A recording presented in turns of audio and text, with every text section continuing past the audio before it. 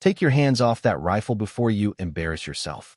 The sentence landed across the firing range before the morning fog had finished lifting off the sand berms, quiet enough that only the nearest shooters heard it, sharp enough that every head turned anyway. Lieutenant Emily Carter stood beside the weapons table at Naval Amphibious Base Little Creek, one gloved hand still resting on the empty space where her M82 rifle had been a second earlier. Recruit Tyler Brooks had already lifted it from the mat, smiling like he had just proven something. He was 22, broad-shouldered, polished by confidence and 3 weeks of being told he had potential. Around him, a line of young recruits in desert utility uniforms watched with the restless energy of men waiting for permission to laugh. The rifle looked oversized in his hands, not because he lacked strength, but because he held it like a trophy instead of a responsibility. Emily did not reach for it. She did not raise her voice. She simply looked at the spot where his fingers had closed around the sling, directly over the small White Falcon badge stitched into the leather. A white bird, wings spread, clutching a single silver round. Most people never noticed it. The ones who did usually assumed it was decoration. Tyler turned the rifle slightly, letting the morning light catch the long barrel and heavy receiver. "Relax, ma'am," he said, loud enough now for the whole firing line to hear. "I know what I'm doing." A woman doesn't need a rifle built for war just to check optics and wipe dust off the bolt. A few recruits laughed under their breath. One tried to hide it behind a cough. Emily's face did not change. She was 29, 5'6", pale-skinned from too many hours under helmet shade and range lights, with dark blonde hair tucked into a tight regulation bun. Her uniform was clean but faded at the knees and elbows, the kind of wear that came from fieldwork, not office chairs. To the recruits, she looked like an instructor's assistant, maybe a technical officer assigned to monitor equipment logs. She had arrived before sunrise, laid out the M82 with surgical precision, checked the glass, cleaned the chamber, marked the windboard, and spoken almost no words. That silence had made her easy to underestimate. Tyler leaned the rifle into his shoulder and shifted his stance toward the 3,000-yard lane as if the range itself were waiting for him. "This isn't a museum piece," he added. "It should be in the hands of somebody who can actually use it." Emily's eyes moved from his boots to his elbows, from his cheek weld to the tension in his trigger hand. He was strong. He was eager. He was wrong in 6 different ways before he ever looked through the scope. Far behind the firing line, Commander Jack Reynolds stepped out of the observation shed with a clipboard tucked under one arm. He had come to evaluate the top recruit group, not to watch a careless display of pride. But the moment he saw the rifle in Tyler's hands, then the White Falcon badge on its sling, his stride slowed. The color left his expression in a way only Emily noticed. For one brief second, the commander was no longer looking at a training weapon. He was looking at a ghost. Commander Jack Reynolds did not move for several seconds. The clipboard under his arm suddenly felt heavier than it should have, and the cold Atlantic wind crossing the range seemed to carry a sound from years ago, a soft click of a scope cap, a low voice behind a sandbag wall, an old lesson spoken by a man most of the Navy had tried to forget. Emily Carter saw the change in him, but she gave him nothing. No nod, no warning, no explanation. She kept her eyes on Tyler Brooks as he settled behind the M82 with the confidence of someone who had memorized every technical term and understood almost none of the burden. The recruits behind him shifted into a loose half circle. They expected a show. They expected the quiet officer to step back and let the golden boy prove his point. Emily had seen that look before, in classrooms, in briefing rooms, at qualification ranges where men with clean records mistook silence for permission. She had been treated as support staff so often that she no longer wasted energy correcting it. The file on her service history was thin on purpose. 18 months of her career showed only administrative language and redacted blocks. Temporary assignment. Advanced evaluation. Operational review. Nothing about the isolated range in Nevada where she had learned to read heat shimmer off dry earth. Nothing about the winter mornings in Wyoming when she had lain still for hours beside Master Chief William Hayes while snow gathered on the back of her gloves. Nothing about the last day she saw him alive, when he pressed the White Falcon patch into her palm and told her, "Never let proud hands rush a patient rifle." Tyler pulled the charging handle with more force than needed. Emily heard the roughness of it, and her jaw tightened by a fraction. Not anger. Restraint. The M82 had been Hayes's final teaching rifle, rebuilt piece by piece after years of service, its metal worn smooth in places where only discipline could leave a mark. To Tyler, it was weight and reputation. To Emily, it was a room full of quiet mornings, a voice that never shouted, and the only piece of the man that had not been sealed inside a government report. Wind is steady, Tyler said, mostly to the watching recruits. 3 miles per hour, left to right. Emily looked past him at the range flags. The nearest one agreed with him. The second did not. The third, nearly hidden beyond the rise, snapped once and died. It is not steady, she said. Tyler smiled without looking back. With respect, Lieutenant, I have made every qualification shot this week. Emily's gaze stayed on the far berm. That is not the same as listening. The laughter came softer this time, less certain. Commander Reynolds heard the word listening and looked again at the White Falcon badge. Hayes used to say the same thing. Not in manuals. Not in classrooms. Only on ranges where the shot mattered less than the patience before it. Reynolds stepped closer, boots quiet against packed gravel. And for the first time that morning, he studied Emily Carter as something more than a name on a roster. Her posture was calm, but not passive. Her hands were relaxed, but ready. Her attention was not on proving Tyler wrong. It was on protecting something sacred from being handled like a joke. Tyler Brooks lowered his cheek to the stock and breathed like the instructors had taught him. Long inhale, half exhale, hold. But his body still carried too much noise. His shoulder pressed too hard into the rifle. His left hand fought the weight instead of guiding it. His right eye searched through the scope as if the target would become honest if he stared long enough. Emily watched without blinking. The range stretched ahead in pale layers of sand, scrub grass, heat shimmer, and painted steel. The nearest targets stood clear and simple, the kind that made good shooters look better than they were. The farther plates were different. At 2,200 yards, the earth dipped just enough to hide the wind. At 2,600, the morning air bent over a low ridge and came back crooked. Beyond that, almost 3,000 yards out, a white steel square sat against the dull brown of the berm, small enough to look like a mistake. Tyler adjusted the scope and muttered numbers under his breath. Come on, one of the recruits said behind him. Show her how it is done. Another chuckled, but the sound ended quickly when Commander Reynolds stepped within hearing distance. Tyler liked the attention. It steadied his pride, even while it unsettled his hands. He had been the top recruit for weeks, strongest on the timed runs, sharp in classroom drills, clean on every standard qualification lane. He had learned to enjoy the way people expected him to succeed. That morning, expectation became pressure. Pressure became hurry. Hurry became error. Emily saw it all before his finger settled. Do not rush the break, she said. Tyler paused for less than a second. I thought you were not coaching me. I am not, Emily replied. I am protecting the rifle. The words cut through the line more cleanly than a shout would have. Tyler's smile hardened. He returned to the scope, made one final adjustment, and fired. The rifle's report rolled across the range and came back from the berms in a heavy echo. Dust lifted far beyond the first target line, but the 3,000-yard plate did not move. No clean ring, no flash, no mark on the spotter screen. A few recruits shifted their boots. Someone whispered, "Did he miss?" Emily answered without looking away from the distance. High right, more than 6 feet. Tyler lifted his head. There is no way you saw that. Emily did not respond. She was looking at the second range flag now, then at a strip of dry grass near the service road, then at a torn scrap of target tape fluttering backward against the wind. Tyler thought he understood. Commander Reynolds followed her eyes, and something old tightened in his chest.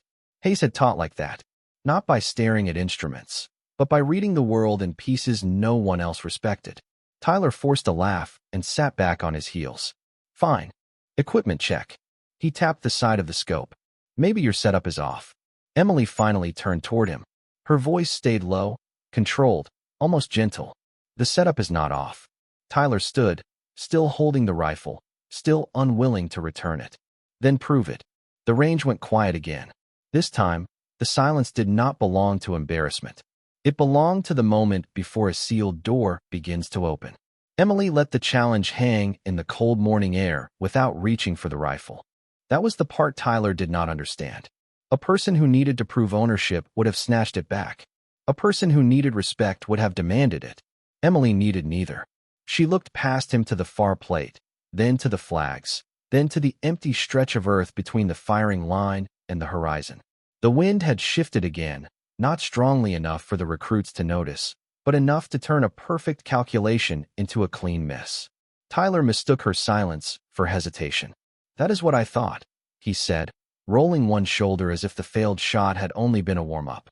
"It is easy to stand back and criticize when you are not the one behind the glass." Emily's eyes moved to his hands. "Set it down." The words were quiet. They carried no anger. That made them worse. Tyler looked around at the other recruits, searching for approval, but the half-circle behind him had changed. The earlier smiles were fading. Nobody wanted to be the first person still laughing when Commander Reynolds stood 10 feet away with that expression on his face. Tyler lowered the M82 onto the mat, but he did it carelessly, letting the bipod scrape across the canvas. Emily stepped forward before the metal settled. Her hand caught the stock, steady and precise, protecting the rifle from the final inch of disrespect. For the first time, Tyler seemed to notice that she was not moving like an assistant. She moved like someone who had done the same thing in darkness, in rain, under stress, and with no audience to impress. Emily checked the chamber, the optic mount, the sling, and the White Falcon badge. Her thumb paused over the stitching. Not long enough to look emotional. Just long enough for Commander Reynolds to see that the badge meant more than decoration. "Where did you get that mark, Lieutenant?" Reynolds asked. His voice was professional, but the question made the firing line feel smaller. Emily did not look at him. "It was given to me." "By whom?" She adjusted the rear bag by less than half an inch. "A man who hated being named in public." Reynolds swallowed once. The recruits missed it. Emily did not. Tyler frowned, annoyed that the conversation had turned away from him. "Commander, with respect, this is still a qualification range. If she is going to correct everybody, she should take the shot." Reynolds kept his eyes on the badge. "You do not know what you are asking for, Recruit Brooks." Tyler stiffened. "Sir, I know exactly what I am asking for."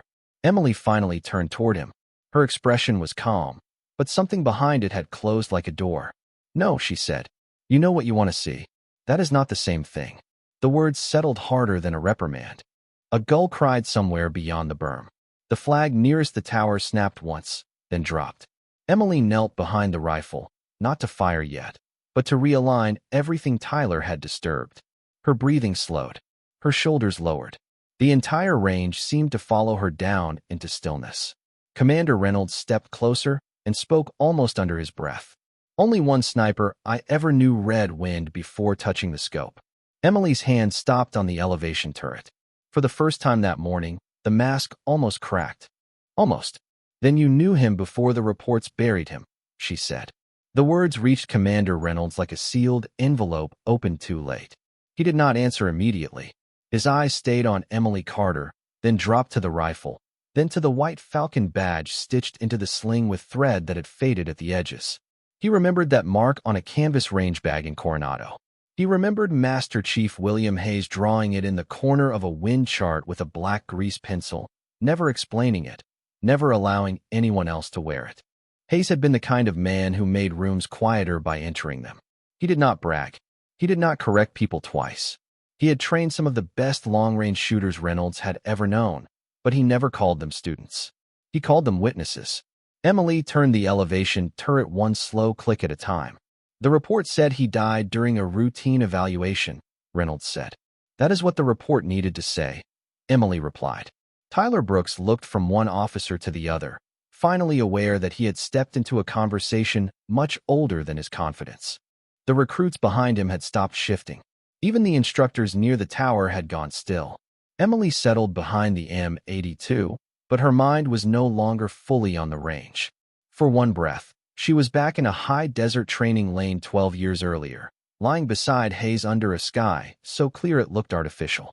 She had been young then, angry at every miss, convinced discipline meant forcing the world to obey her calculations. Hayes had placed one weathered hand on the rifle and told her to stop fighting the shot. "Long distance is not about power, Carter. It is about humility. The bullet travels farther than your ego ever will." She had hated that lesson until the day she needed it. The memory vanished as the nearest flag lifted. Emily adjusted half a mark left. Tyler noticed the movement and frowned. That is too much correction, he said, softer now, but still unable to let silence win. Emily did not look at him. For the first 800 yards, yes. Reynolds closed his eyes for half a second. Hayes would have said it exactly that way. Not explaining for approval, just stating what the air had already told him. Emily's breathing slowed further. Her cheek met the stock with gentle precision. Her right hand found its place without tension. Nothing about her posture looked dramatic. That was what unsettled the recruits most. They had expected performance. They were watching familiarity. The rifle no longer appeared heavy beside her. It looked returned. Reynolds stepped behind the spotting monitor. The target at 3,000 yards sat small and pale in the digital feed, a square of steel surrounded by heat shimmer. Beside it, half hidden behind a thin support frame, was a narrow secondary plate used for calibration, barely visible unless someone knew to look for it. Reynolds stared at that little strip and felt his pulse change. Hayes had once designed a private test around a target like that, a shot through a shifting window of air and angle, not for qualification, not for records, but for proof of patience. He had called it the ghost line cut. "Lieutenant," Reynolds said quietly, "you do not have to take this shot." Emily's finger rested outside the trigger guard. Her eyes remained in the scope. "I know, sir." "Then why are you taking it?" The wind crossed the range and faded. Emily waded through it, waded beyond it, waited until the whole morning seemed to hold its breath with her. "Because he never got to see me finish the lesson." Emily did not move after she answered. The rifle remained still beneath her, the long barrel pointed toward a piece of steel so far away it looked less like a target than a rumor. Tyler Brooks stood 2 steps behind the mat with his mouth slightly open, no longer certain whether he was watching a qualification attempt or trespassing on something private. Commander Reynolds said nothing. He only raised one hand toward the tower, and the range safety officer understood the order without needing it repeated. All side conversations stopped. The other lanes went cold. A red light blinked above the observation shed, and every recruit on the line turned toward Emily. She exhaled once, slow and controlled, not emptying her lungs, only settling them. Her left hand adjusted the rear bag by a fraction, so small Tyler almost missed it. Her eyes stayed in the glass. The world inside the scope was not quiet. It moved in thin layers. Heat shimmer bent upward from the sand. A low crosswind pushed along the first ridge. Farther out, the air split against a shallow dip and returned with a lazy pull that would punish anyone who trusted the nearest flag. Emily watched the target disappear, reappear, and blur again. She did not chase it. Hayes had taught her that. Bad shooters chased the picture. Patient shooters waited for the world to reveal where it was going. "Call your wind," Reynolds said softly. Emily answered without lifting her head. First 800 yards, half value left to right. Middle pocket, unstable. Final stretch, right to left with a drop behind the berm. Tyler stared at the flags. They told him almost none of that.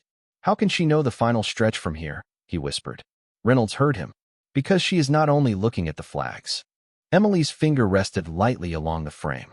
She remembered Hayes beside her, older, quieter, never impressed by easy hits. He would set a target where no one wanted to place one, then ask her what the air was doing between here and there. When she answered too fast, he made her start over. When she blamed the rifle, he packed up for the day. When she finally learned to wait, he smiled once, barely, as if pride itself had to earn permission. The wind eased. Not stopped. Eased. That was the difference. Emily saw the torn strip of tape on the far calibration frame lift and curl inward. She made one final correction. One click. Then no more. The recruits seemed to lean forward together. Tyler's confidence had drained into confusion. He had come to the line expecting to embarrass a quiet woman. Instead, he was watching every instructor study her like a locked file had opened in public. Emily's breathing found the narrow space Hayes had drilled into her for months, between heartbeat and movement, between pressure and release. Her hand did not tighten. Her shoulder did not flinch. The M82 became silent before it became loud. Then she fired. The report rolled across the range, deep and clean, echoing off the berms and fading into the gray morning. Nobody spoke. On the monitor, the distant steel plate did not jump immediately. The seconds stretched long enough for Tyler to almost believe she had missed. Then the calibration strip behind the main plate flickered. A bright mark appeared through the narrow window beside it. A heartbeat later, the 3,000-yard steel rang across the speakers, thin, delayed, undeniable. Commander Reynolds stared at the screen. The shot had not simply reached the target. It had passed through the hidden lane first, the impossible little angle Hayes had once used as a signature. Reynolds lowered the binoculars slowly. "That was the ghost line cut," he said. The words changed the range more than the shot did. A clean hit could be explained away by talent, luck, or a perfect morning. The ghost line cut could not. Commander Reynolds stood behind the monitor with his hand still resting on the edge of the table, staring at the bright mark on the calibration strip as if the screen had spoken a name he had not allowed himself to say in years. The recruits did not understand the full weight of it, but they understood enough. No one was laughing now. Tyler Brooks looked at the rifle, then at Emily, then back at the distant target feed. His face had lost the sharp certainty it wore only minutes earlier. He had challenged her to prove she belonged near the weapon. Instead, she had revealed that the weapon had belonged near her all along. Emily lifted her cheek from the stock and opened the chamber with the same care she had shown before the shot. She did not smile. She did not look around to collect the silence she had earned. She cleared the rifle, checked it twice, and rested her palm over the White Falcon badge as if calming something alive. Reynolds stepped closer. "Where did Hayes teach you that?" he asked. Emily kept her eyes on the sling. "Not at an official range. That technique was never published. He said anything worth protecting should not be easy to copy." Reynolds glanced toward the tower. Two instructors were already whispering into radios. A hit at 3,000 yards would have drawn attention. A classified technique witnessed on a monitored range would draw paperwork, questions, and people who preferred old files to stay closed. Reynolds lowered his voice. "Lieutenant Carter, I need you to answer carefully. Did Master Chief Hayes train you before his final evaluation?" Emily's thumb traced the edge of the stitching. For the first time, something like sadness moved across her face, quick and controlled, gone before most of the recruits could identify it. "He trained me after the report says he died." Reynolds went still. The Atlantic wind crossed the line and stirred the loose pages on his clipboard. Tyler looked up sharply, but he had enough sense now to stay quiet. Emily finally turned from the rifle to the commander. Her voice remained steady, but every word seemed chosen from a place that had waited too long. He was not alone when he disappeared from the record. He was protecting evidence. Names, dates, mission changes that were never approved. He told me if I ever had to prove I had learned from him, I should take that shot in front of someone who knew what it meant. Reynolds looked back at the monitor, at the impossible little path through steel and air. "Why me?" Emily asked. "Because he trusted you once," she said. The answer struck harder than accusation. Reynolds had no defense against it. Years of command discipline kept his face composed, but his eyes changed. Behind them, Tyler Brooks slowly bent down and picked up the rifle case he had ignored earlier. This time, he used both hands. This time, he did not speak. Emily noticed, but she gave him no reward for basic respect. The lesson was not about him anymore. It had never truly been about him. Reynolds straightened and turned toward the range safety officer. "Close this lane. Secure the video. No copies leave this tower." Then he looked at Emily again, not as an overlooked officer, not as a quiet woman on the edge of the firing line, but as the living continuation of a man the Navy had buried too neatly. "Lieutenant," he said, "we need to talk somewhere without microphones." Commander Reynolds led Emily away from the firing line without another word, but the silence behind them followed like a second formation. The recruits remained frozen near the mats, caught between curiosity and discipline, while the range safety officer shut down the lane and pulled the recording drive from the monitor station. Tyler Brooks stood apart from the others with the rifle case held against his chest, no longer trying to look important. For the first time that morning, he looked young. Emily did not look back. She walked beside Reynolds across the packed gravel toward the old observation building, carrying the M82 herself now, the barrel angled safely down, the White Falcon badge tucked against the sling where the wind could not touch it. The building smelled of dust, coffee, and old electronics. Reynolds opened a side door marked equipment storage, then waited until Emily stepped inside before closing it behind them. The room was narrow, lined with metal shelves, spare spotting scopes, folded target cloth, and cardboard boxes labeled with dates from training cycles long past. No microphones. No windows facing the range. Reynolds set his clipboard on a shelf and stood with both hands on his belt, studying her with the kind of caution officers used when the truth had become more dangerous than the question. "Start at the beginning," he said. Emily placed the rifle case on a wooden table and rested the M82 inside it with careful hands. "The beginning is not in the file.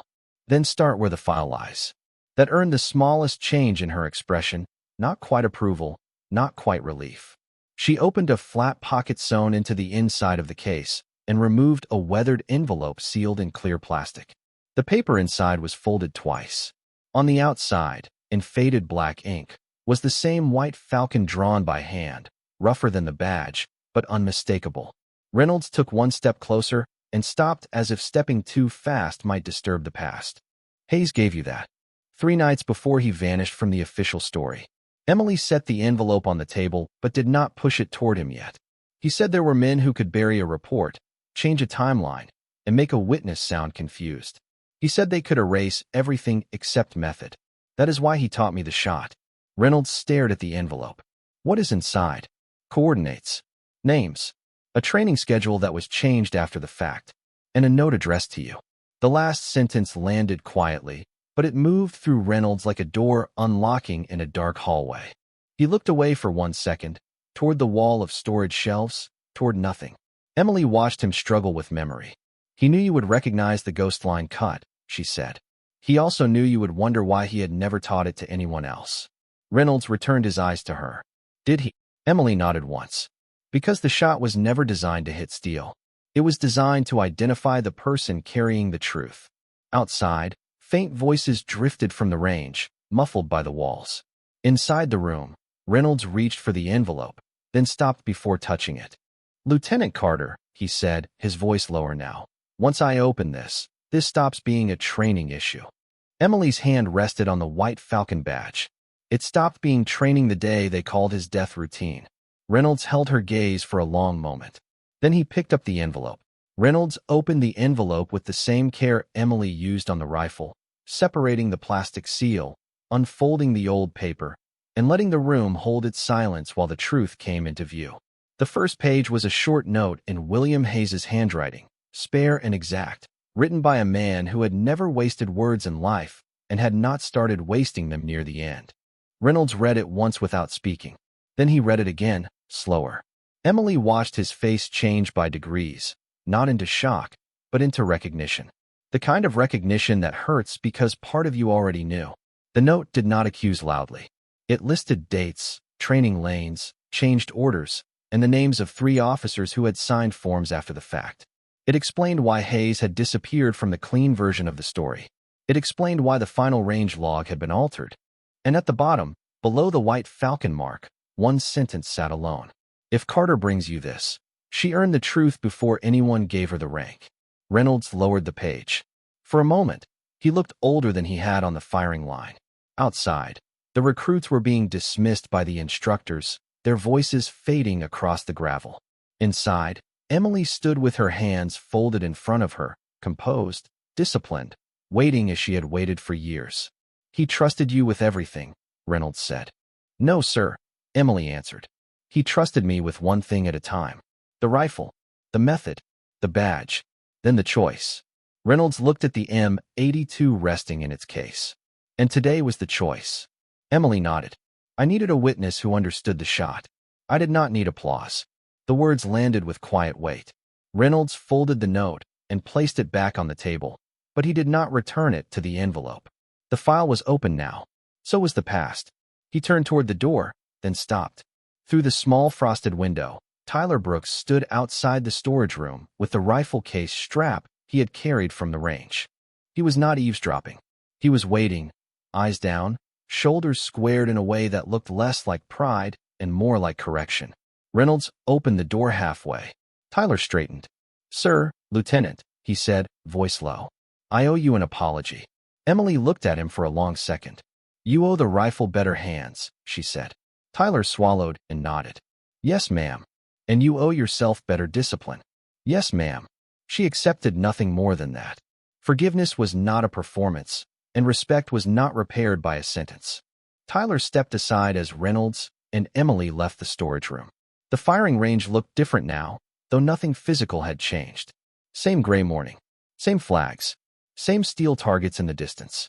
But the laughter that had filled the line earlier was gone, replaced by the clean discomfort of people who had watched their assumptions fail in public. Reynolds paused near the observation shed and handed Emily a black folder pulled from a locked drawer. On its cover was a faded emblem she had not seen outside Hayes's envelope, the White Falcon around a silver round. "This came through my office 8 years ago," he said. "I was told it was closed." Emily took the folder with both hands. The weight of it was not paper. It was time. Reynolds looked toward the 3,000-yard target, still standing in the distance, marked by a shot that had spoken for a dead man. "Then we do not have a shooting problem, Lieutenant," he said. "We have a ghost problem." Emily looked at the badge on her sling, then at the far steel cooling in the morning light. Hayes had once told her that some lessons arrive after the teacher is gone. Now she understood. Respect had not come because she demanded it. It had come because, at 3,000 yards, the truth had finally found its mark.